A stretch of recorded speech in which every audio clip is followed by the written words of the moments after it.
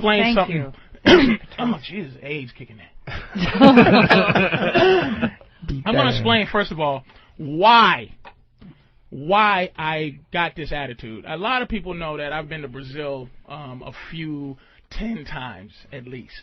And what happened is I had an epiphany in Brazil for some reason that I hate to fly.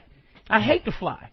And I used to get on a plane for 10 hours, not round trip, 10 hours there, 10 hours back to fly and hang out with third world hookers. Now, there has to be some sort of, you know, you have to rationalize it like past, oh, I'm going to get some pussy. There's other places closer. Yeah. Why do you have to go to Brazil to get that quality of a hooker? I mean, can't you find that here? It's the mentality. No. Is it we talked about it. You said it was a mentality. It's the mentality of the prostitute. You mean she acts like she likes it? Is that it? The prostitutes in this country act like women. They act like women that they actually have dignity and rules and things like that. Oh. And they make sure. In Brazil they have. No. I'm going to explain it. They in Brazil they pretend to love you so much that there's something about giving them money that you're not giving them money. Like, you're not buying pussy. They don't make you feel like you're some piece of shit buying pussy. Oh. And you don't, and in turn, you don't make them feel like they're some piece of shit selling pussy. Here, there's a weird war where you disrespect prostitutes. It's like, bitch, you're selling pussy. And they're like, well, you probably got a fucking wife at home, you fucking stinking mother. You're fucking here catching AIDS from me, and fucking, you got a wife and kids, and you're a piece of shit. It's the same combative thing that you have with free bitches. Yeah, that you get with a wife. That you get with somebody that you don't pay money for. When you go to Brazil, you see men, rational men, walking around holding whores' hands that you fucked yesterday. Like, you have to walk up to them. You're like, hey, how you doing? And you have to pretend you didn't just buy this bitch yesterday. Hey, wow. How you doing, Inca? And she's like, hello. And he's like, I'm going to take her home, kissing her in the mouth. And you just go, wow. But it's something about them that make you, it's a weird feeling. And what happened and what came over me and what it culminated from is from the past where I used to be Mr. Write a poem for a bitch, Mr. Hey, I want to go out to oh my blah, God. blah, blah. You wrote Mr. poems. I used to, you know what I used to do? Bring roses. No. Roses, poetry. Here's what I used to do. I'd like to see some of these poems. Here's what I used to do in high school. And I'm going to tell you, just so you don't think that I'm some, you got to understand, I'm a fat motherfucker. And you got to understand that I had to, I got tired of just fucking fat girls. Even though I do like fat girls. I do like them, innately like fat girls. But the reason I wanted to fuck hot women, and I'm like, I know I've seen fat motherfuckers with hot women. And when I was a kid, I would write, my poems used to be, what was that show where they used to show a picture? They would show a picture, and it's like, it'll be a bee, and then they'll write the plus sign, and then a leaf. And it would be the word believe, you know. Wow. It was called a rebus. So I would write a bitch a poem, I cherish you, and I would write an eyeball, cherry, and then a chair, and then plus ish, and I'll go, here's your thing, baby, and I wanted to know if I could take you out on a date, and she would go, get your fat punk ass out of here, and I go, what the fuck? Why can't I get the pussy I want? And eventually, all over these years since high school, it's been like not an anger, but a frustration, like, what does it take? Does it take 75 push-ups? No. Does it take 1,000 sit-ups? No. Does it take a nice car? No. Does it take a fucking super motorcycle? No. It takes confidence. And it has to be righteous confidence. Now, do you find that you get these women now in the city because of the confidence and the kind of revelation that you got in Brazil? Yes, but let me say what the revelation was. Why the fuck am I flying 10 hours in this death trap to go see third world pussy? Why? So when you say why, this is one of the big problems that really men and women have. That men have mostly. We have a primal instinct that we feel in our gut.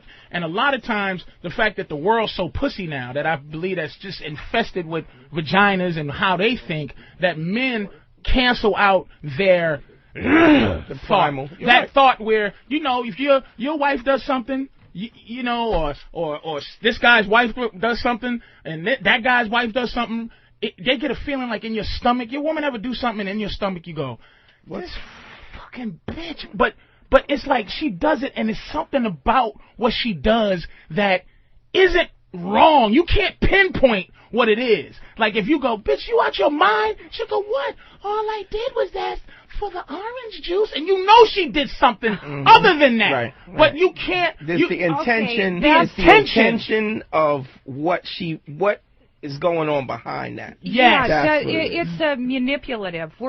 In our culture, right. Women are raised to be manipulative. Raised by I don't even think they're manipulative. I understand purpose. what you're saying. Like she can't come out and say like I whatever she wants to say. It has to be something with the orange juice. She won't look mean. Whereas the Brazilian women would come out and tell you. No, you know, I don't like your hat or whatever. No, they don't. No, you're talking about the sleeping on what side of the bed. What side of the bed? That's what you're talking about. It's the subtle, innate, manipulative. I'll tell a story about that's there's what a side subtle, of the bed. innate, manipulative, and I don't even think it's on purpose. I think it's natural. It's malicious. So organic in a way. The manipulation is so organic. Let me tell a story about that. Let me tell what happened years ago. My ex-girlfriend, who I'm still friends with now, we was going to bed. You know, I used to hang over her house and stuff. We was go to sleep. And one day, and this is what I'm talking about, having a feeling, or just a feeling like, what the fuck? I hate this bitch, but I don't know why. She said, let's go to bed. We're going to bed, okay? So she goes, before we get to bed, she goes, what side of the bed you want to sleep on?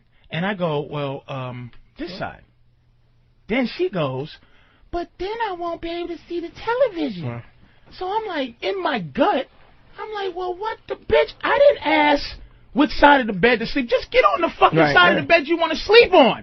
Why did you ask me that shit? So in my stomach, I wanted to curse her out. But in my mind, I'm like, wait a minute. If I curse her out for this, she'll be like, hello, police. This is the Raven Maniac here. Right. So what I learned to do over the last 5 years, and of course, like meeting with Dante, meeting with Kathleen, is I learned a way to just immediately become philosophical about my anger and go, okay, why am I angry? Okay, I'm angry because she did this. And just that little story is basically she did that because women have two things in their head. They have the thing that makes them go, I love you, you're a man, you're bigger than me, you're stronger than me, you fucking, I can't even open this pickle jar without you. And then it's the other side of their brain that goes, you faggot ass bitch, what the fuck you give a fuck? Why are you loving this motherfucker so much? So what they want is they want the girl shit at the expense of your manhood. They want your manhood when they want it. Here's the problem. I think you get a situation where men in general, when they meet women, they send the representative, what I call a representative. That's the public relation guy, the suit, where you have to send the Jerry curl guy with the gold teeth from the mailroom first. You got to send him up front. You can't do what? When you first meet a woman, you have to be the guy that you are, not with in mind that you're trying to lay her or plot. You got to be the guy that you are. But see, you're moving ahead because this is where we have to come in. Right. It's because you got to understand where this is coming. This show is to help all the guys to, first of all, to make sure that if you ever break up with your girl, I don't got to deal with this bitch and your lack of raising her correctly. And now I got to deal with it. If you don't raise your bitch correctly, right. you are potentially putting me in a fucked up situation. If you don't raise her right, it's like having a child and you don't raise them in the house, and then they walk out in the streets and they fucking rob people and they steal and they fucking say, hey baby, hey bitch. It's because the parent didn't raise them right. I got to deal with your horse shit, fellas. This show is basically to help men. In a nutshell, understand, to help you get to be able to introduce another option to how your girl thinks. Now, that's Patrice, what this show is about. What about, I want to go back to the girlfriend in the bed thing. Right. Do you think the reason she did that was to it was insecurity. She wanted to know. It's a codependent. It's an arrogant. She was arrogant and humble at the same time. She wants me to give her the man shit, like open the door, like put my coat on for me. She wants the gentleman part, but she doesn't want the humbleness. She doesn't want the humbleness to say, sweetie, here's your decision that I'm giving you as a man. I'm forcing you to make the right decision. It's a forcing. It's an unnatural thing. It's not tapping into my desire, because that's what women don't know how to do, is tap into a man's desire. To see, if she knew how to do that, I would automatically give her the side of the bed she wants. Because I would go, in my mind, I would go, sweetie, you might not be able to see if I'm on the side, and I'm getting tired, just lay on the side. But my mind wasn't so entrenched in her shit that I was just going, hey, I'll lay anywhere. But she had pretense.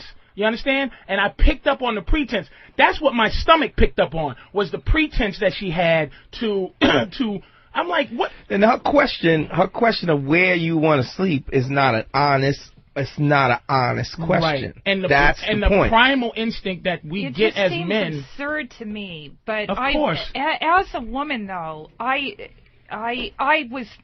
don't know. I don't do that. Whatever I think generally comes flying out of my mouth. Now, who's the proof that you don't do that, Kathleen? Because I find that hard to believe. Okay. Because you're a girl.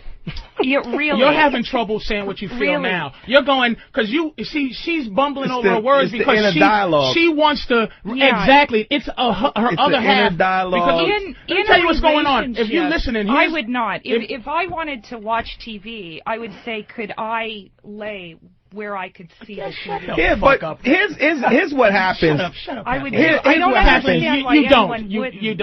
You don't, and stop. Because I've had conversations with you. You do a lot of this. Like, you ever talk to Kathleen?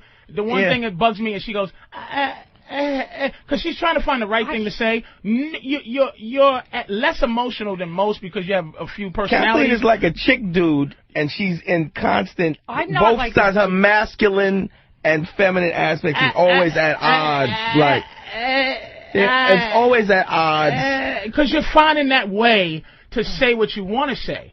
Do you understand? You don't have your primal instinct is not honesty. You don't come from honesty. You're not born in honesty. You're not born. Women are not born in honesty. With you, you don't need to be. You don't need to have charisma. You don't need to figure it all out. You just need to have, men have developed a lot of different verbal skills that women haven't because you haven't had to. There's no need for you to have a conversational ability. And when you do have conversational ability, you force it on guys because you know that most women don't. So you kind of just fly over guys like a big goddamn hawk and make a guy. I'm sorry. Listen. I force conversation on people. Go ahead. Finish your thought. Hi. I'm sorry, you're wrong. I don't force conversation on people. You do. I mean, coming from you, that's absurd. But I know what I'm saying is infinitely more interesting. I know what I'm talking about. Yeah, because I actually, exactly. not only do I have something, here's something you do to a woman that will work 99.9% of the time. If she says, here's what I think, all you have to do to combat her is go, why? She never has the thought that actually is the purpose for her thought. She just has a thought, but there's never a reasoning. Guys always have a reasoning behind what we're saying. You always know that you're going to be questioned, that there's a possibility that if you make a statement, you will be questioned about why you said that or why you feel that way. You're very defensive. You're like there's constantly a battle. I need to be females. Yes. And yes. Who the fuck else is going to do it if I don't? Who? Who's going to tell you to shut the fuck up if I don't? That's a good point. I just, the woman. Exactly. That's a good point. Yeah. Because you know what? Women's comfort zone is you're talking about. The woman with the bad thing. The women. The woman that you would go out with. Yeah. This is an insecure thing to do. Now, my point, why is this woman in bed with a guy is that insecure about. I mean, that woman did not know if you loved her. That was her thing. She was insecure. Kathleen, talk about the guy, the goofy guy that you said was so sweet that you dumped him because he wanted to have kids. Remember when we were talking about... That's not me. Yes, it was you. You said it was a guy, he's a doctor Kathleen, or something. Tap into the personality that should be on the show. There was a guy that you said wanted kids and you couldn't give him what he wanted.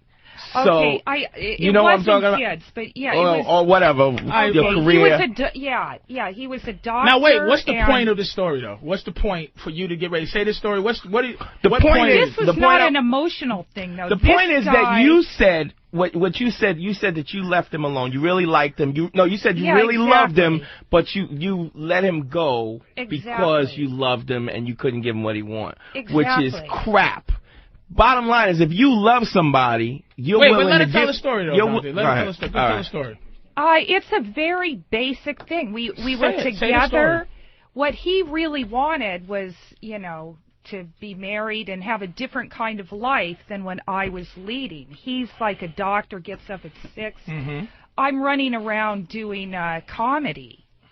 And ultimately, it's not going to work. This is not a guy out looking to get laid or whatever. Okay. This is what he wants. He's at the point of his life where he wants to settle down. He has his career. And it just didn't work out. That's it. It didn't work out because of what? There's no bed thing where the TV... No, I'm not saying that. We watch TV in bed a lot. There was never issues with that. But this is what... Hold on, Kathleen. Hold on a second. Hold on. This is what I'm saying. Now, you think that you had a reason behind that, but let me tell you what the reason was. The reason was insecurity. Now, you left him because this is why. Because you left him because you didn't have... You wanted to have... It's a fear of success. It's that self-destruction thing, that self-degradation thing where you control. And I've done this a lot of time. I'm a bridge burner. I'm a professional bridge burner. And burning bridges is basically when you feel like you are like a little nervous. Like say Opie says, hey yo, you want to come do this radio show?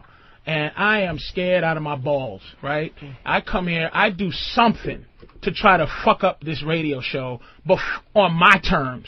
Not come in here and give it a shot. Face the stress of maybe sucking, but gave it a good try. You were scared of failing in that relationship on his terms, not living up to the doctor. Because you said, why would you have to say he was a doctor? You know why? Because that puts him at a social level that you might. I'm a lowly comic. He's a doctor. Yeah. He wants certain things that I can't give him. So instead of giving it a shot and maybe giving him certain things, you said, fuck it, I'm out of here. Because you was afraid of losing it on his terms because you're a girl. But Patrice, couldn't it just be the logistics of it? It would be like, okay, well, I'll be done at 10. I'll call you. It's 10:15. I call, he's asleep. Yeah. I wake him up. He's a little pissed. Yeah. I get there. It's 11:30. Does that sound like neediness? Doesn't he get a chance? Doesn't he get a chance to say? Why bother? Why not just?